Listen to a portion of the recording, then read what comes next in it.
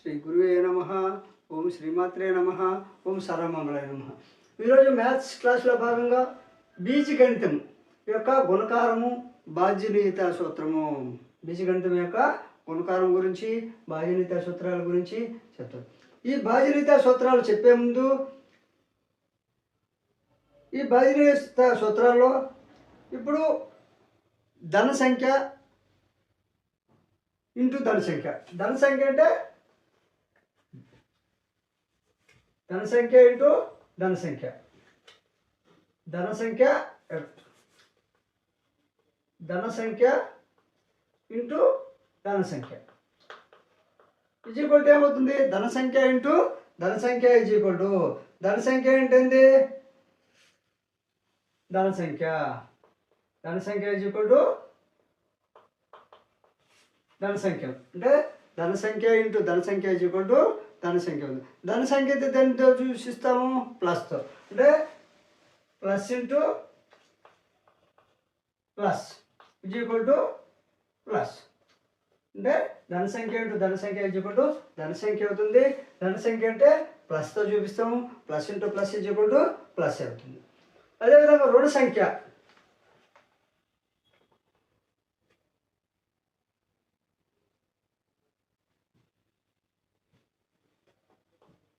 రుణ సంఖ్య ఇంటూ రుణ సంఖ్య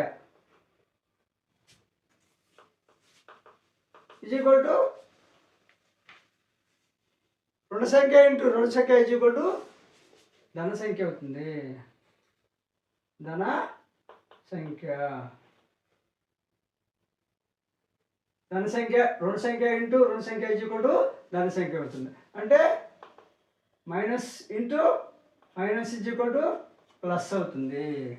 చూడండి, రుణ సంఖ్య ఇంటూ రుణ సంఖ్య ఈజ్ ఈక్వల్ టు ధన సంఖ్య అవుతుంది. అంటే రుణ సంఖ్యను మైనస్తో చూసిస్తాము, minus into minus is equal to plus అవుతుంది. ధన సంఖ్య ఇంటూ రుణ సంఖ్య, ధన సంఖ్య ఇంటూ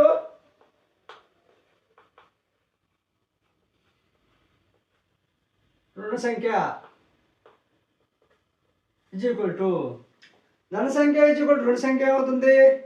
ఇంతకుముందు plus into plus is equal plus, minus into minus is equal plus, plus into minus is equal to minus, కాబట్టి రుణ సంఖ్య అవుతుంది. ధన సంఖ్య ఇంటూ రుణ సంఖ్య ఈజ్ ఈక్వల్ టు రుణ సంఖ్య అవుతుంది.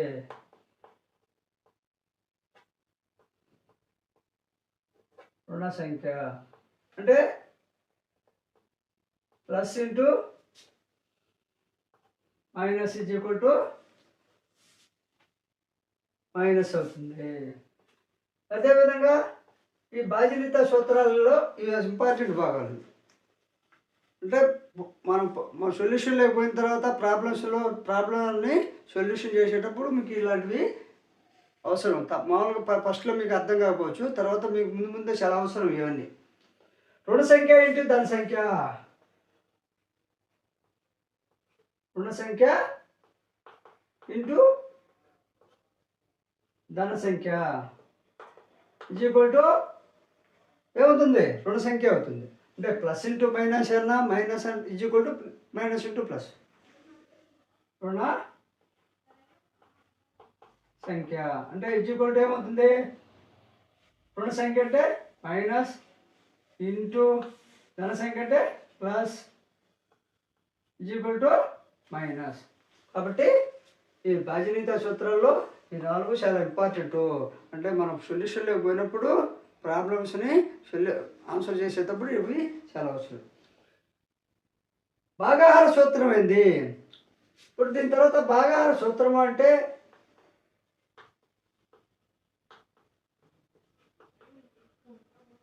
భాగాహార సూత్రంలో ఏమేమి ఉంటాయి?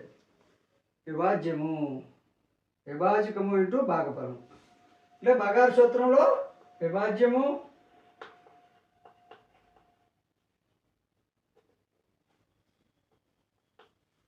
ఈజ్ ఈక్వల్ టు విభాజకము, విభాజకం ఇంటూ భాగఫలము,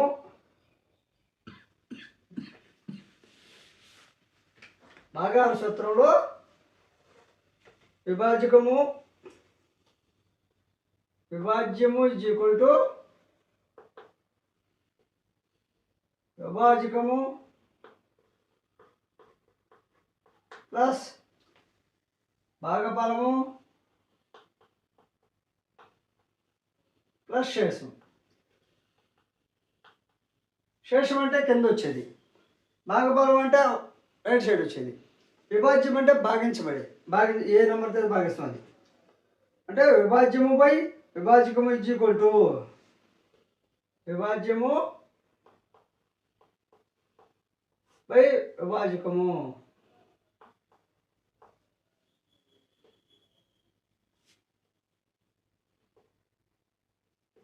విభాజ్యము విభాజకము. విభాజ్యం అనేది ఈ విభాజ్యం అనేది ఇప్పుడు విభాజ్యానికి 25, విభాజకం అనేది 5 5 5 ఇది భాగఫలము 5 24 తీసుకుందాం. 5 4 20 ఇది భాగఫలము. శేషము 4, శేషము 4 23 మళ్ళీ కన్ఫ్యూజ్ అవుతారు. అంటే 5 5 4 20 పోతే 20లో 3 అంటే ఇక్కడ 3 శేషము 4 భాగఫలము, విభాజ్యం వచ్చేసి ఇది, విభాజ్యం ఇది, విభాజకం కింది. అంటే భాగించబడే సంఖ్య విభాజ్యమని, దేనితో భాగిస్తున్నామో దాన్ని విభాజకమని, ఎంత ఎన్నిసార్లు పోయిందో తెలిపేది భాగఫలమని, రిమైనింగ్ అంటే ఎంత ఉంటుందో అది శేషం. శేషము ఇది భాగఫలము, ఇది శేషము, ఇది వచ్చేసి విభాజ్యము, ఇది విభాజకము.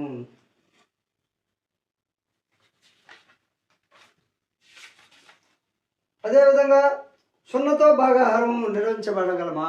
లేవు. 0తో భాగాహారం అనేది నిర్వహింపబడలేదు. 0తో భాగాహారం అనేటువంటిది మనము నిర్వహించబడలేదు కాబట్టి చేయలేదు. ఏదైనా పూర్ణాంకాన్ని 1తో భాగిస్తే భాగఫలం అదే పూర్ణాంకం అవుతుంది. ఏదైనా పూర్ణాంకాన్ని 1తో కానీ భాగిస్తే భాగఫలం ఏమవుతుంది? అదే పూర్ణాంకం అవుతుంది. ఏదైనా పూర్ణాంకానికి a divided by 1 is equal to, ఇప్పుడు ఏదైనా పూర్ణాంకం అంటే a డివైడెడ్ బై, ఇది a అనేది ఏదైనా పూర్ణాంకం, దాన్ని 1తో డివిజన్ చేసాం అంటే భాగించాం. భాగించినప్పుడు ఏమొస్తుంది?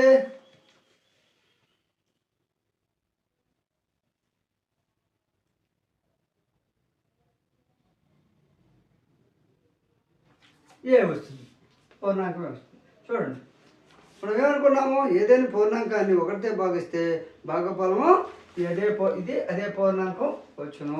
1తో ఏదైనా పూర్ణాంకాన్ని భాగిస్తే అదే పూర్ణాంకం వచ్చును. భాగఫలం అనేది ఇది ఏ అనేది భాగఫలం కాబట్టి భాగఫలం ఏదైనా పూర్ణాంకాన్ని 1తో భాగిస్తే భాగఫలం ఏ వచ్చును. అదేవిధంగా ఒక సహజ సంఖ్య 1 స్థానంలో 2 4 6 8 లేదా 0 ఉంటే ఆ సంఖ్య, ఇప్పుడు 2 కానీ 4 కానీ 8 కానీ ఇవన్నీ సరి సంఖ్యలుతో పాటు 4 8 6 8 అనేవి సరి సంఖ్యలు. 0 4 2 4 6 8 అనేవి సరి సంఖ్యలు. చివర 0 కానీ ఏ నంబర్ ఉన్నా ఆ నంబర్ని 2చే విశేషంగా భాగించబడును. 2చే విశేషంగా భాగించబడును. అదేవిధంగా ఒక సహజ సంఖ్యలో అంకెల మొత్తము 3చే భాగించబడితేనే ఆ సంఖ్య ఒక సహజ సంఖ్యలో ఉన్నటువంటి అంకెల మొత్తాన్ని 3చే కానీ భాగిస్తే ఆ సంఖ్య 3చే విశేషంగా భాగించబడుతుంది. 3చే భాగించబడితే ఆ సంఖ్య 3చే విశేషంగా భాగించబడుతుంది.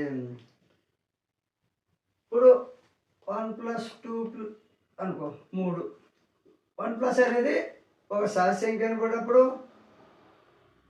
ఈ మొత్తం 3 వచ్చింది. ఈ 3 వచ్చినప్పుడు 3చే భాగించబడుతుంది. టోటల్ చూసుకుంటే ఒక సహజ సంఖ్యలోని అంకెలు మొత్తం 3చే భాగించబడితే ఆ సంఖ్య 3చే విశేషంగా భాగించబడుతుంది. అంటే విశేషంగా భాగించడం అంటే శేషం 0 రావడం. ఒక సహజ సంఖ్యలోని చివరి 2 స్థానాలు 10 స్థానం 1 స్థానంలోని అంకెలచే ఏర్పడిన సంఖ్య 4చే విశేషంగా భాగించబడిన ఆ సంఖ్య 4చే భాగించబడను. ఇప్పుడు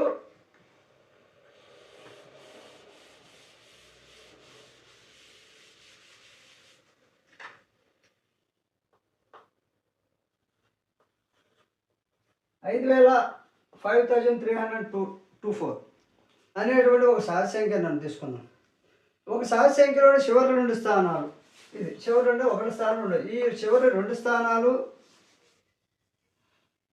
బదులు స్థానాలు అంకెలు చేర్పడిన సంఖ్య 4చే విశేషంగా భాగంగా ఈ 2 స్థానాలు కలిపితే ఈ 2 కలిపితే 4 4 24 విశేషంగా భావించిన అప్పుడు ఆ సంఖ్య 4చే విశేషంగా భావించబడును. అంటే చూడండి 53 24 అంటే చివరి 2 స్థానాలు 4చే ఏదైతే భాగిస్తుందో శేషం 0 వస్తుందా, మిగిలిన సంఖ్యలన్నీ ఆ సంఖ్య 4చే శేషం భాగించు. ఉదాహరణకు 4 చూద్దాం. 4 1 4 పోతే 1 3 4 3 12 4 1 4 3 12 పోతే 1 ఇక్కడ పోతే 2 4 3 12 పోతే 0 4 4 1 4 చూడండి.